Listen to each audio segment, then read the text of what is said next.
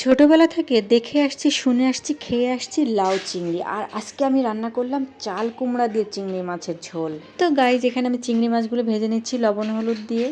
তারপর কুমড়োর বড়িটা ভেজে নিব। একদম অল্প আঁচে ভাজতে হবে, তা না হলে পুড়ে যাবে। একটু অল্প অল্প করে তেল দিয়ে ভাজতে হবে, একবারে সব তেল দিতে যাবেন না।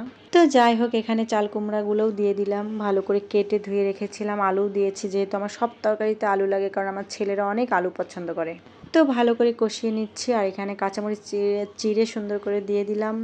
সুন্দর দারুণ একটা ফ্লেভার আসবে। আমি বেটে দিলাম না, ইচ্ছা করেই। চিড়ে দিলে খুব ভালো ফ্লেভার আসে তরকারি থেকে।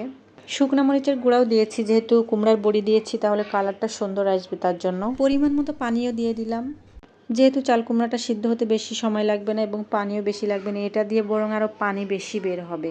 আর যেহেতু আমি বড়ি দিয়েছি, সেই জন্য আমি পানিটা একবারেই দিয়ে দিয়েছি আর কি। আর এই যে চিংড়িটাও দিয়ে দিয়েছি। এটা খুব সুন্দর করে অল্প আঁচে রান্না করতে হবে, তা না হলে কিন্তু টেস্ট হবে না। তো ব্যাস, আমার মোটামুটি কমপ্লিট। এখন ঢাকনা দিয়ে অল্প আঁচে রান্না করব।